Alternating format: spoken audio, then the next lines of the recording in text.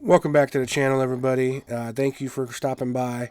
Somebody recently had asked me to do a review slash rundown or give my thoughts on a recent episode of The Last of Us.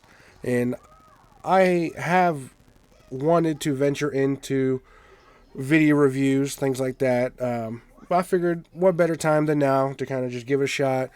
Somebody's been asking me for a while now to do something like this, so we're gonna give it a shot. We're gonna talk about episode 7, called Left Behind. Now, this episode, let's go back and talk about the series as a whole. I didn't play the games. I came into the series pretty fresh, pretty new.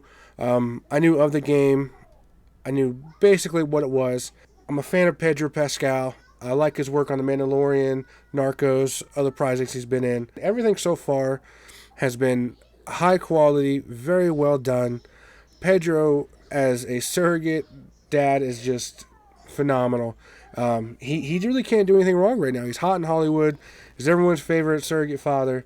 The only thing that's sort of off-putting to me was Ellie at first, and I didn't play the games. That's coming from a guy that not from the games at all. She was a little bit weird to me, but she grew on me, and maybe that was the reason they cast Bella Ramsey as Ellie, is that, she is going to need to grow on you a little bit. But so far, I love the show. Every Sunday, I'm excited now.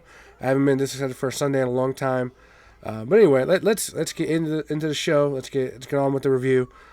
So this episode picks up right after wannabe Hank Aaron breaks his bat off the tree and stabs Joel in the stomach.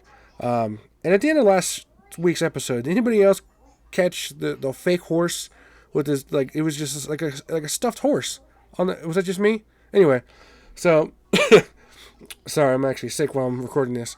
So Ellie drags Joel to a house, stuffs the horse in the garage, has Joel in the basement. She has to make a decision after Joel tells her, hey, just leave me here, go north, go find Tommy, he'll help you, find the fireflies, whatever.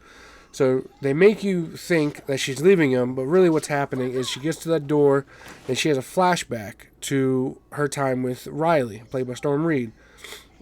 And that in that moment, it makes her pause and think about what happened to her then and what's happened to her now. And I think a lot of people are giving an unfair assessment of this show, of this episode, because I see so many headlines, a lot of people, especially boomers, calling this woke filler, which I'm not really sure what they mean by that, woke filler. I don't know if it's because it's two lesbian teenage girls. I just, maybe they're not accustomed to, or they don't know the story in the game. They don't know the DLC story, or maybe they just don't understand good storytelling. But to me, this episode sort of lines up with what happened in the first episode with Joel. The first episode, you get to see how Joel gets to be where he is now, the type of personality that he has now, and you get to see Ellie's perspective. This is sort of episode 1 for Ellie.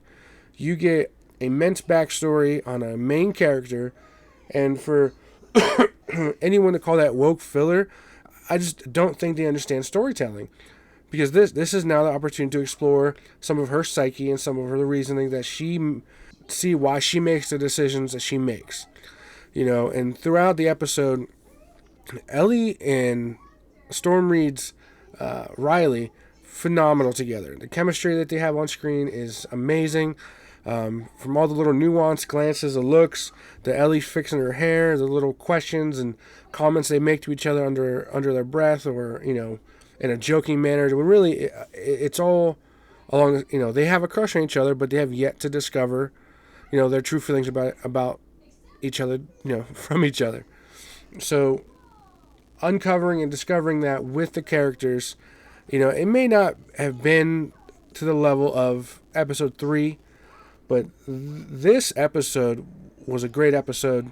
You got to see a little bit of hope, a little bit of love, a little bit of real raw joy, in this world right before they again rip it out from under you.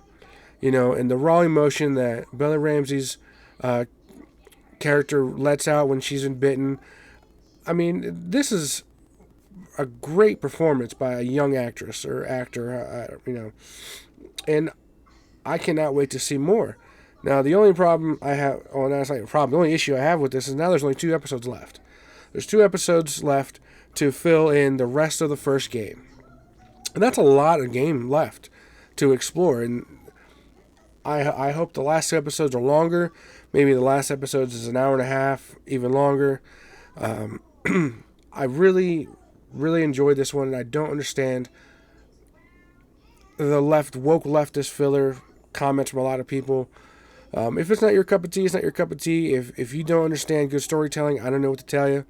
You know, if it's the whole that 13 lesbians, there's maybe there's no help for you. But I really like the mirroring of the previous events with Joel and now with Ellie, and it sort of shows you why maybe they were drawn together once they were put together in the situation.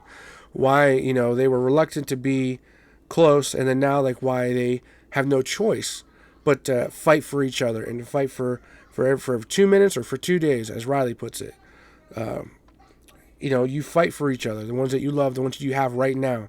You don't give up on that. And it does sort of make me sad that you didn't get to see the conclusion of their scenario, of their situation. I would have liked to have seen what Ellie had to do if she had to wait up all night and do the same thing with Riley as she had to do with Henry, you know, and have to eventually take her life and leave her behind, hence the name of the episode. Would have liked to have seen Marlene find Ellie, you know, because in the first episodes we find Ellie with Marlena chained up. So it seems that happened right after this series of events in the mall. Maybe they came back to find Riley, they find Ellie, they captured her, you know, but you don't get to see that. Maybe they'll pick that up, but I don't see that happening because they have to fill in so much more story in the next 2 episodes to kind of catch up with the rest of the game. So it would have been nice to see the conclusion of that situation, but who knows, maybe they'll give us some more flashbacks in the future. I really, really look forward to next week's episode. The whole cannibal raiders scenario. It looks like it's the same group of people that Joel had killed Hank Aaron. So we'll see what happens. Again, I really hope you guys are enjoying the show so far. I'm loving it. Don't forget to check out The Mandalorian coming out Wednesday.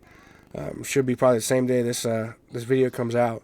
So if you have any suggestions, any comments, theories, likes, dislikes about anything I'm doing here, leave them in the comments. Please like, subscribe. Any kind of feedback really helps the channel. And as always, thank you for coming by.